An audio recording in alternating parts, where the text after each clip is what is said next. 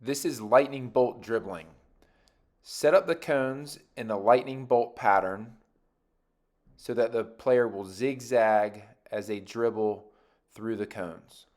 When the player has gotten around the last cone, they'll pass to the second person in line and then run to the end of a different line.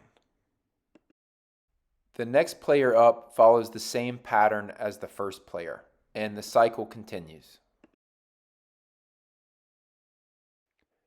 Here's an example of what it looks like with real players.